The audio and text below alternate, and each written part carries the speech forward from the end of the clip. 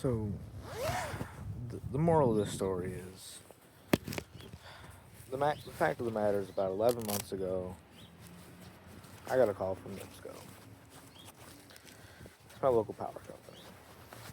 And I got a call from my mortgage company. They both said, Mr. Ashcraft, we know you've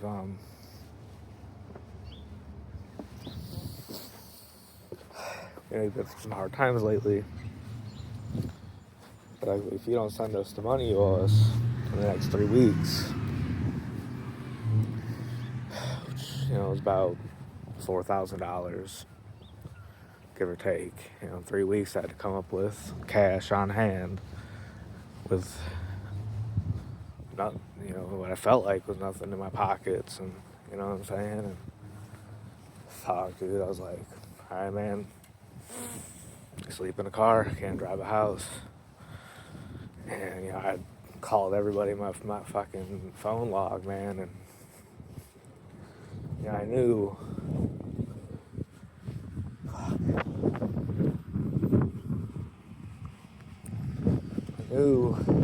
called the one person I should have called first.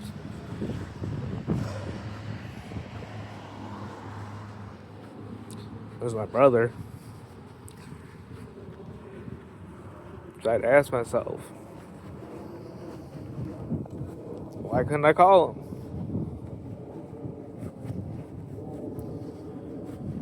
It's because I couldn't let go of the past. And it's not that I couldn't let go of the past mentally or whatever. It's that I couldn't literally let go of the past because I was hoarding my parents' old shit and my old shit. And, so, fucking power shut off because, fuck, you gotta choose between your NIPSCO and your mortgage bill. Fuck, dude, which one are you gonna pick? Fucking mortgage, man. Who cares if the power's off? You're gonna lose the house anyway. You got about 3 weeks. It's negative 30 degrees outside. We live in Cary, Indiana, basically. As far as the climate goes, and you're back against the wall, man. That's what Dr. Said always talked about. Professor of mine, and he said, there comes a time in your life where you feel like your back's against the wall. Fuck. And it was. In a 25 square foot bathroom. In a 1-bedroom house. Just outside of Gary, Indiana. It's 30 degrees outside. Your fucking power shut off, man. Fucking phone shut off. You ain't got no fucking car, man. You got no fucking job. Might as well have lost your wife and kids.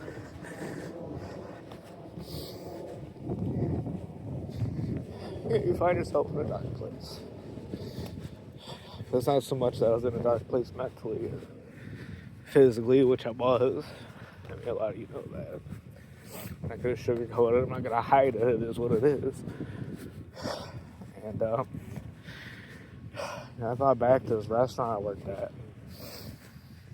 The community out there had, according to the people out there, a little bit of a unhoused problem. And they make fun of these people every day, man, when they walk by the restaurant. These people that were down on their luck. They fucked up their money. They fell a month or two behind on a bill or two, and before they knew it, they were about to lose everything they ever had.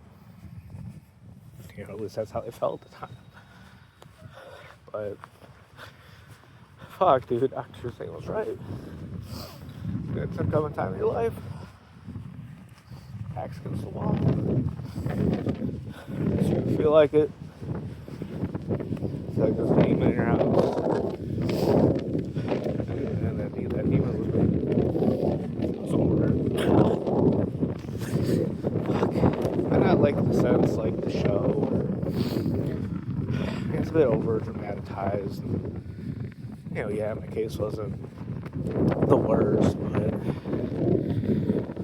couldn't let go of old shit, even if it meant giving up the car, if giving up my legal ability to drive. So, when you face hard times, you realize what really matters in life. And it's fucked up to say, but I knew my health there was something missing. It was like I was missing a key to the puzzle. It was my eye health the whole time.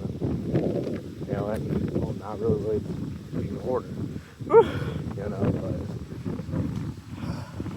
I just knew that day I was like, I'm gonna lose this house, I'm gonna lose this car, and I lose my family. But sad as that is, that's how it's meant to be. So that's what it is. It is what it is. But, listen to that. My father always said, the boy didn't listen. It's like, oh, I finally took a minute to sit down and sit back, think about what the doctor was saying and told me, and although the odds were against me, and, keeping my house, catching up on my mortgage, and getting back on my feet, just in not just a figurative but a literal sense. And, I realized that the deterioration of my health, in a bit of an overall sense, was a direct reflection of my issues as a hoarder. And, I say when I was hoarding on to the past and shit, it wasn't as bad as the show, but why do I have this car in my driveway that I'm not properly taking care of? Not having the tires rotated like the mechanic said, and, here I am, fucking little white boy out of Cedar Lake, 130 pounds, fucking, well, I was, walking with a limp. I got cataracts, and my astigmatism got bad because I spent the last fucking year of my life living in darkness. And maybe not so much a mental darkness, but a physical one. They say we're a product of our environment, our physical environment, the one we put ourselves in. And I put myself in that house, and I brought the demon in that house, in the figurative sense, my hoarding, and stuff like that. So I couldn't let go, and giving up my car, and considering that one day, 10, 20, 30 years down the road, I have to give up my ability to drive. I might lose my eyesight if I don't start today taking care of my eyesight. It's about listening to your body, right? Here I am. I threw away every pair of shoes I have but one pair, because why do I need 3 pairs of shoes? And I'm wearing my work shoes more than my fucking shoes.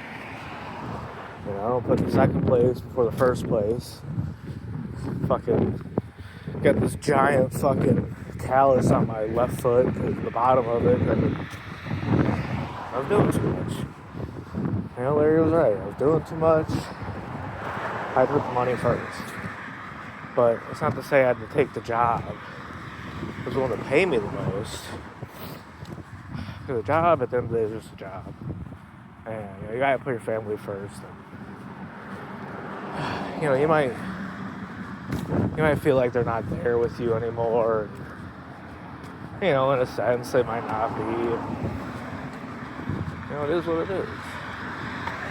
But I think you get the point. No matter, I guess, we all go through our shit, but, I went through my shit in the last 11 months, and I just had to feel it. I had to feel the emotions, the good and the bad, and I made it through it. I mean, where I'm at, where I want to be in life, not necessarily, but that's okay.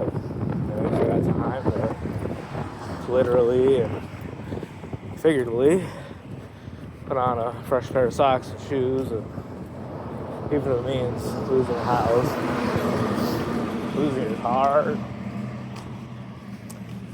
doesn't mean you lose everything. Your health comes before those things. Yeah, but without those things, it is hard to take care of your health. But unfortunately, this is something that we face today. No one wants to talk about it, but if you ignore your problems aren't going to ignore you. Whether it's the fucking callus on your foot that's killing you, because you fucking walked a marathon by yourself in your fucking work shoes, fucking dumbass. But the fucking callus of mine, fucking bump foot of mine is only temporary. Does it hurt? Yeah. Hurts today. It's gonna hurt tomorrow, maybe. It's gonna hurt next week. I don't know. But last year was about taking care of yourself. And if there's anything I can encourage you to take care of going into 2025, is your eye care. And maybe you should go see your local eye doctor. Not some big corporation on the side of some interstate. And maybe they'll take better care of you. Okay.